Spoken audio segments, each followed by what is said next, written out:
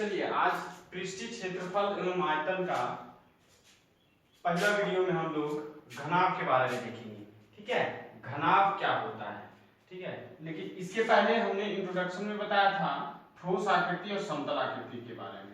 ठोस आकृति किसको बताए थे कि वैसा आकृति जो 3D में हो, 3 डायमेंशनल हो, 3 डायमेंशन में हो, मतलब जिसकी 3 विमाएं हो, मतलब लंबाई उसमें मौजूद हो, चौड़ाई हो और ऊंचाई हो।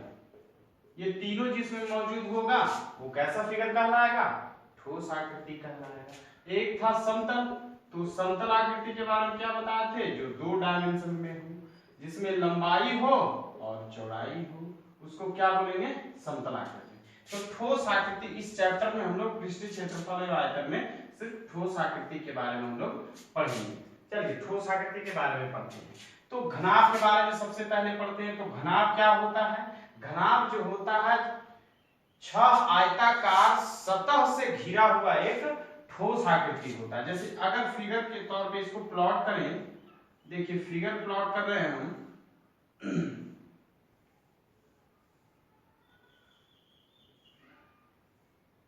देखिए इसका जितना भी सतह है सब आयताकार सतह है। एक सतह ये हो गया, देखिए तो ये कैसा सतह है? आयताकार सतह है। उसी प्रकार से इसमें कितनी सतहें हैं? 6 सतहें हैं। तो घनाभ क्या हो गया? 6 आयताकार सतहों से घिरे ठोस आकृति को क्या बोलेंगे? घनाभ बोलेंगे। इसके डिफिनेशन के रूप में अगर लिखना है तो लिख लीजिए 6 आयताकार सतहों से घिरे ठोस आकृति को घनाभ कहते हैं। घनाभ कहते हैं।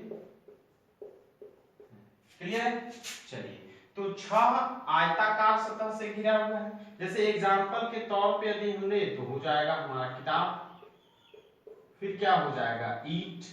ठीक है, ये सब किस आकृति का होता है? ये सब घनाभ के आकार का होता है। फिर जिसमें हम पानी का टंकी ले लेते हैं, पानी का टंकी, ठीक है या फिर ले सकते हैं किताब हो गया, ईंट हो गया, फिर आपका हो जाएगा माचिस का डब्बा, माचिस का डब्बा इत्यादि।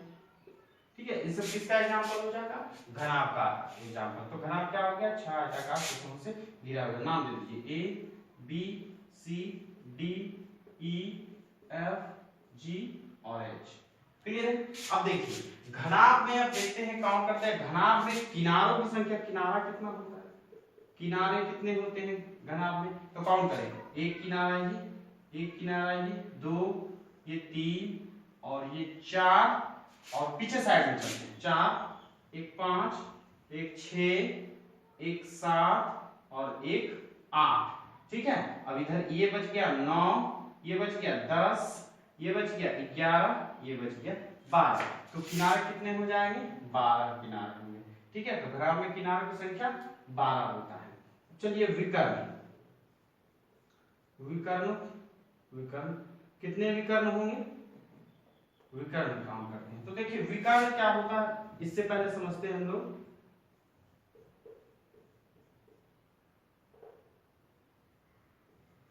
कोने की संख्या, कोनों की संख्या, इसमें कोण कितना होगा? कितने कोण होंगे? एक कोण ये, 2 3 4 5 6 7 8। कितने कोण होंगे? 8 कोण हो जाएंगे। इन्हीं कोणों को हम क्या बोलते हैं? शीर्ष बोलते हैं। ठीक है, इन्हीं कोणों को हम क्या बोलते हैं? शीर्ष बोलते हैं। अब चलते हैं विकर्ण को काउंट करते हैं। विकर्ण कितने होंगे? विकर्ण, तो विकर्ण इसमें 4 विकर्ण होते हैं। देखिए कौन कौन हम बताते हैं। पहले विकर्ण समझिए कि विकर्ण किसको कहेंगे। तो विकर्ण कहेंगे 2 अपोजिट कोण को मिला दो, तो मिलाने वाली जो रेखा होगा वही रेखा क्या कहलाएगा? वो विकर्ण कहलाएगा। जैसे क्या कहेंगे? 2 अपोजिट शीर्षों को मिलाने वाली रेखा को क्या बोलेंगे? वो विकर्ण बोलेंगे। जैसे एक विकर्ण क्या हो जाएगा? इसको इससे मिला दिए, इस कोने से इस नीचे वाले कोण को मिला दिए, दूसरा विकर्ण। फिर इस कोण को इससे इसको इससे मिला दी, तीसरा विकर्ण हो गया, इससे इसको मिला दी, चौथा विकर्ण हो गया। तो विकर्णों की संख्या कितनी हो गई? 4 हो गई। क्लियर है? इसमें विकर्ण कितने होते हैं? 4 विकर्ण होते हैं। कोण कितना होता है? 8 होता है। किनारे कितने होते हैं? 12। और सतहों के पृष्ठों की संख्या, पृष्ठों की संख्या कितने पृष्ठ हो जाएंगे? 6 पृष्ठ हो गए, क्योंकि ये 6 आयताकार सतहों से घिरा होता है। 6 पृष्ठ हो गए, पृष्ठों की संख्या 6 हो जाएगी। क्लियर है? चलिए आगे हम लोग चलते हैं इसके फॉर्मूले के बारे में। एक चीज और, ठीक है, जो इसके जो सतह होते हैं, ध्यान दीजिएगा, इसके सतह जो होते हैं, आमने सामने का जो फेस होता है, सतह होता है, वो समांतर और बराबर होता है। मतलब जितना क्षेत्रफल सामने वाला का होगा उतना ही क्षेत्रफल जस्ट इसके पीछे वाला का होगा। क्लियर है? हाँ, तो एक टॉपिक यहाँ क्या बनता है हमारा कि आमने सामने की सतहें समांतर एवं बराबर होता है। क्लियर है? चलिए अब देखिए, इसमें 4 विकर्ण होते हैं, तो चारों विकर्ण आपस में क्या होते हैं? बराबर होते हैं। इसमें चारों विकर्ण आपस में, चारों विकर्ण आपस में बराबर होते हैं, बराबर होते हैं। क्लियर है? चलिए इसको अपनी नोटबुक में डाल लीजिएगा। चलिए इसको मिटाते हैं, मिटा दें, वीडियो पॉज करके लिख लीजिएगा। ठीक है, चलिए मिटाते हैं।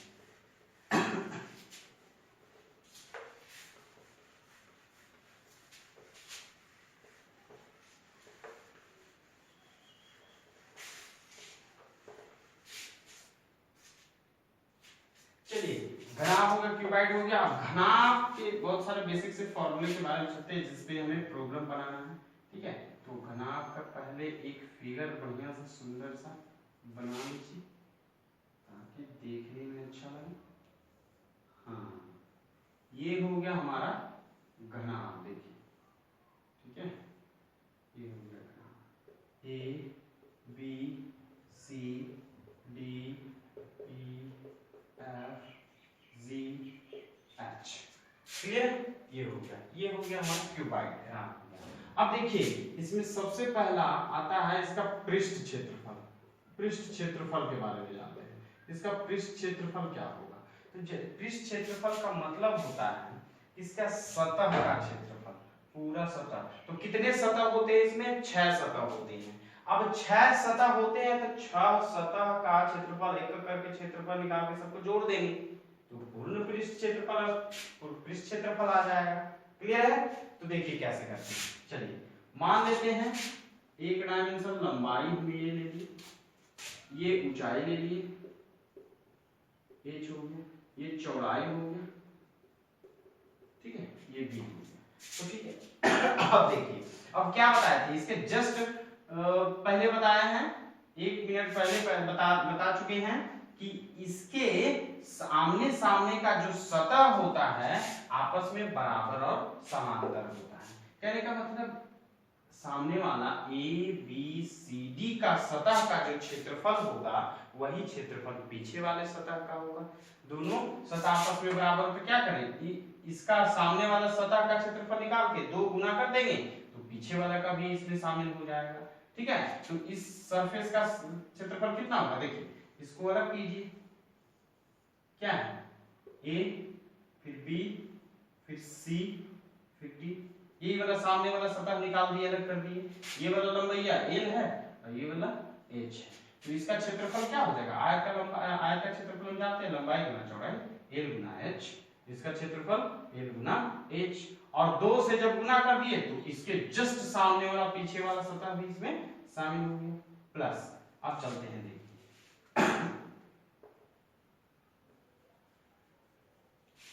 चलिए अब राइट साइड वाले में चलते हैं। राइट साइड वाला सतह का नाम देखिए बी सी जी एफ। चलिए बी नाम दिए, फिर सी नाम दे दिए, जी नाम दे दिए, एफ नाम दे दिए। ठीक है, तो इसका क्षेत्रफल क्या हो जाएगा, देखिए BC तो H है, चलिए CG क्या है, B है, चलिए CG भी है, तो ये भी आयताकार सतह है, इसका क्षेत्रफल क्या हो जाएगा, B गुना H, BH। ठीक है, अब देखिए इसको जब 2 से गुना किए तो इधर वाला सतह भी जस्ट इसके सामने वाला सतह भी शामिल हो गया, जैसे ये था ये वाला सतह, अब 2 से इसके सतह इसके क्षेत्रफल में 2 से गुना कर दिए थे, इधर वाला सतह भी शामिल हो गया, क्लियर है, प्लस अब चलते हैं, अब डाउनवर्ड अपर बच गया, तो एक डाउनवर्ड का निकालते हैं, अपर का खुद ही निकल जाएगा। ठीक है, तो ये देखिए डाउनवर्ड का सतह का क्या हो जाएगा L और ये चौड़ैया B हो गया, तो डाउनवर्ड वाला नीचे वाला सतह का क्षेत्रफल लंबाई और चौड़ाई के रूप में B, तो A गुना B, इसमें 2 गुना कर दिए तो नीचे के साथ साथ ऊपर वाला भी शामिल हो गया, ऊपर वाला सतह जैसे ये सतह है तो नीचे वाला सतह, नीचे वाला सतह के क्षेत्रफल में 2 से गुना कर दिए, ऊपर वाला भी शामिल हो गया, 2BH। अब 2 कॉमन लीजिए तो LH plus BH plus LB, ये हमारा हो गया इस क्षेत्रफल का फार्मूला। तो इसी को हम लिख सकते हैं 2 इंटू लंबाई गुना चौड़ाई प्लस चौड़ाई और गुना ऊंचाई, अब प्लस लंबाई LH चौड़ाई ऊंचाई हो जाएगा ना, हाँ देखिएगा थोड़ा, ऊंचाई लंबाई गुना चौड़ाई। चलिए तो एक फॉर्मूला हमारा पृष्ठ क्षेत्रफल का ये निकल के आया। ठीक है, चलिए दूसरा फॉर्मूला हम लोग चलते हैं पार्श्व पृष्ठ क्षेत्रफल, पार्श्व पृष्ठ क्षेत्रफल। तो पार्श्व पृष्ठ क्षेत्रफल क्या होता है, देखिए पार्श्व का मतलब समझिए, पार्श्व का इंग्लिश होता है लैटरल पृष्ठ सरफेस। ठीक है, लैटरल सरफेस, लैटरल सरफेस क्या होता है, जैसे लैटरल का मतलब होता है साइड का भाग, साइड का भाग, जैसे इसका अगर साइड का भाग के बारे में बात करें तो इसका साइड ये साइड हो जाएगा, ये वाला हो जाएगा, ये वाला हो जाएगा, ये वाला हो जाएगा, डाउनवर्ड और अपर सरफेस को छोड़कर बाकी जो 4 सतह होगा वो पार्श्व पृष्ठ कहलाएगा। बस, तो नीचे वाला और ऊपर वाला सतह को छोड़ देना है, बाकी 4 सतह का क्षेत्रफल उसमें जोड़ दीजिए, पार्श्व पृष्ठ का क्षेत्रफल आ जाएगा। क्लियर है, ऊपर नीचे और ऊपर वाला सतह छोड़ देना है, बाकी चारों साइड्स का क्षेत्रफल जोड़ देंगे, पार्श्व पृष्ठ क्षेत्रफल आ गया। चलिए करते हैं, तो नीचे ऊपर छोड़ना है ना, तो पहले सामने वाला सतह का, तो सामने सतह का अभी बता रहे थे, सामने वाला सतह का क्षेत्रफल कितना हो जाएगा, लंबाई और ये हो जाएगा चौड़ाई उसका, तो L गुना H। अब ऐसा 2 सतह है ना जस्ट इसके पीछे साइड में, तो 2 से गुना कर दिए, L छोड़ दिया, पीछे वाला भी शामिल हो गया। अब राइट साइड वाला देखते हैं, प्लस राइट साइड वाला का क्षेत्रफल क्या हो जाएगा, ये वाला मालूम है ऊंचाई, ये वाला चौड़ाई है, तो दोनों को आपस में गुना कर देंगे, आ जाएगा क्षेत्रफल BH। अब 2 से गुना कर दिए तो जस्ट इसके सामने वाला हो गया, क्योंकि दोनों सामने सामने बराबर होता है, जितना क्षेत्रफल इधर का राइट साइड वाला का उतना ही क्षेत्रफल लेफ्ट साइड वाला का, 2 से गुना कर दिए, एक वाले में 2 से गुना कर दिए। चलिए तो यहां से हो गया 2LH प्लस BH, 2 कॉमन ले लिए तो LH प्लस BH। ठीक है, 2 हो गया, लंबाई गुना ऊंचाई प्लस चौड़ाई और गुना ऊंचाई। क्लियर है, ये हो गया पृष्ठ क्षेत्रफल। ठीक है, अब चलते हैं विकर्ण, थोड़ा सा विकर्ण पीजीएस है, बढ़िया से समझिएगा। इसको डाल लीजिए, लिख लीजिएगा, पॉज वीडियो पॉज करके लिख लीजिएगा। चलिए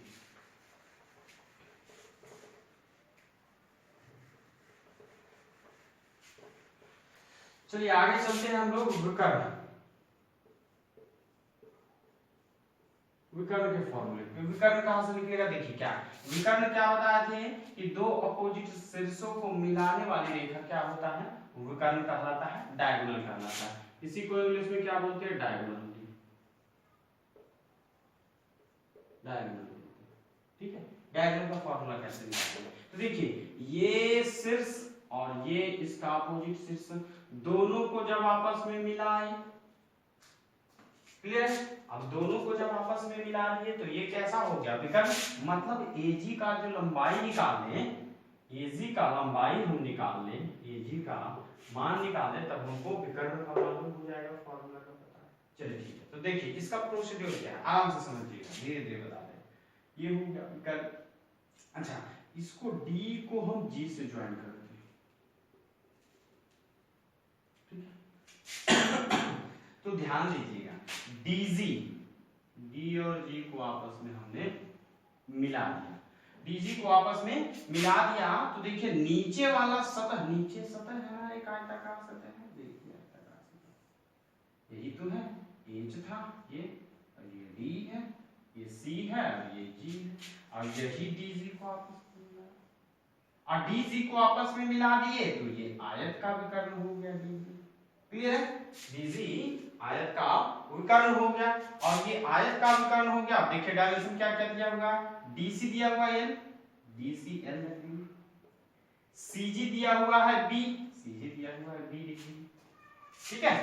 चलिए अब देखिए, तो ये देखिए एक समकोण त्रिभुज नहीं बन गया। चलिए देखिए इधर निकाल देते हैं समकोण त्रिभुज। चलिए ये डी हो गया, ये सी हो गया, ये जी हो गया, ये एल, ये बी। अब चाहिए यही वाला, तो चाहिए तब इसका वैल्यू पता हो जाएगा, इसका वैल्यू पता हो जाएगा तो इसका भी।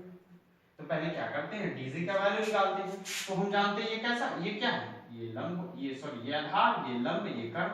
तो कर्ण क्या हो जाएगा, कर्ण is equal to root under लंब का स्क्वायर प्लस आधार का स्क्वायर, ये कर्ण हो गया।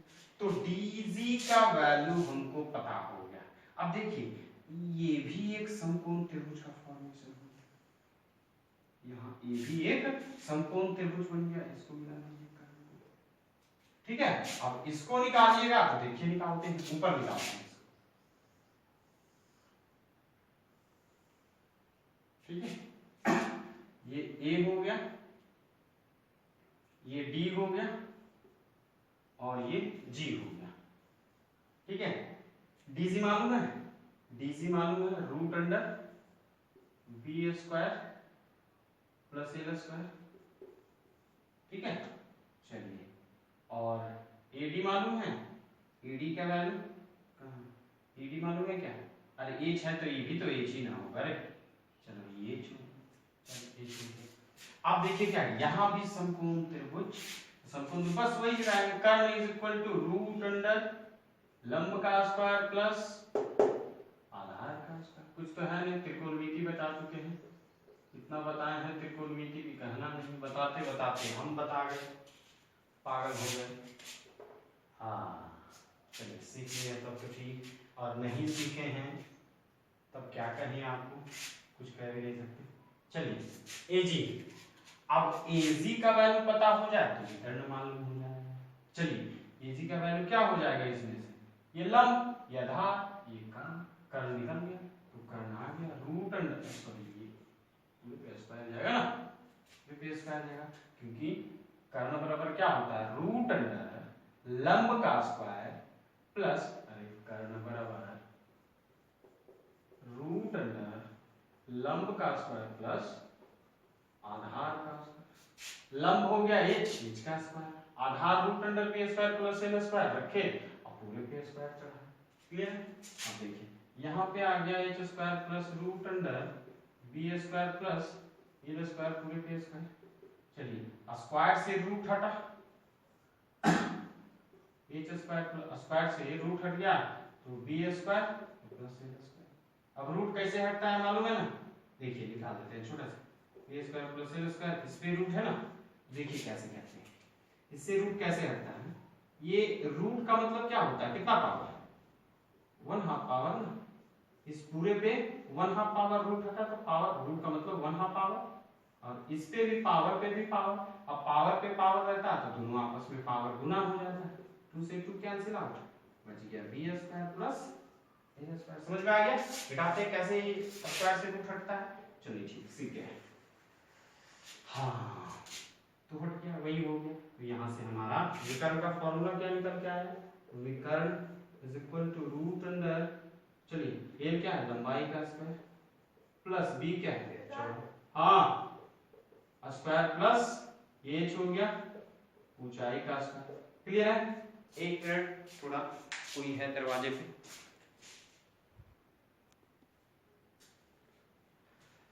हाँ चलिए कितना हो गया, विकर्ण का फॉर्मूला ठीक है, तो ये हमारा घनाभ का पूरा मटेरियल हुआ। चलिए डस्टर हो, इसको आप नोट कर लेंगे, ठीक है।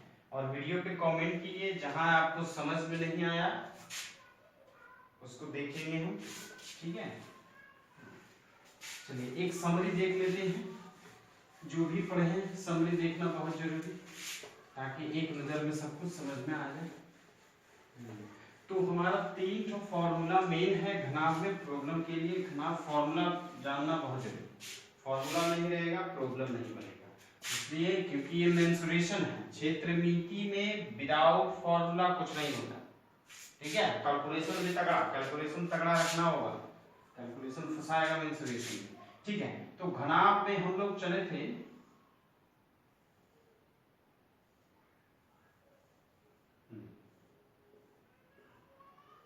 ये हो गया, ठीक है। तो घनाभ में क्या देखे थे, कितने किनारा, किनारा हम लोग देखे थे। पहले तो हम लोग जाने थे घनाभ जो होता है 6 आयताकार सतह से घिरा हुआ एक ठोस आकृति होता है। ये कैसा आकृति होगा, 3 डायमेंशनल। किस प्रकार की आकृति, 3 डायमेंशनल होता है, मतलब ठोस आकृति होता है। क्लियर है, ये ठोस आकृति। किनारा कैसा होगा, 12 किनारा होगा। विकर्ण कितना होगा, 4 विकर्ण होगा। और फिर सतह कितने होंगे, 6 सतह होंगे। कोणों की संख्या कितना होगा, 8 कोण को ही शीर्ष कहते हैं। क्लियर है। इसमें मेनली जो फॉर्मूला हमारा है घनाभ का पृष्ठ क्षेत्रफल, पृष्ठ क्षेत्रफल, पृष्ठ क्षेत्रफल 2 इंटू लंबाई गुना चौड़ाई प्लस चौड़ाई और गुना ऊंचाई और प्लस लंबाई और गुना ऊंचाई, ठीक है। इसको ऐसे भी लिख सकते 2 into l b plus b h plus l h. इस तरीके से थोड़ा छोटा हो जाता है। ये फर्स्ट फॉर्मूला। दूसरा था हमारा क्या, पार्श्व पृष्ठ, पार्श्व पृष्ठ क्षेत्रफल मतलब साइड का सतह का क्षेत्रफल, पार्श्व पृष्ठ। ये क्या था, बी था एच था, तो ये 2 into b h plus l h, ये बी था ना, ये बी और ये एच, ये एल और ये एच, ठीक ठीक। तो यहां से क्या ले सकते थे, 2 कॉमन ले लेते, एच भी कॉमन हो जाता, h into b plus l. तो यहां से क्या लिख सकते हैं, 2l plus b into h, 2 into लंबाई प्लस चौड़ाई, हाँ लंबाई प्लस चौड़ाई और गुना ऊंचाई, ठीक है। हाँ ये फॉर्मूला हमारा किसका होता है, घनाभ के कमरे के 4 दीवारों का क्षेत्रफल। ध्यान रखिएगा, कमरे के 4 दीवार का क्षेत्रफल जब निकालते हैं तो क्या होता है, कमरे के पार्श्व पृष्ठ को लेते हैं। जैसे एक मान लिया मेरे साइड में मैं एक कमरे में हूँ, ठीक है। तो ऊपर और नीचे के सतह को छोड़ के बाकी चारों का सतह जो होगा, जैसे एक सामने एक पीछे एक आगे एक राइट साइड एक लेफ्ट साइड, तो वही तो कमरे के 4 दीवारों का क्षेत्रफल होता है, यही होता है।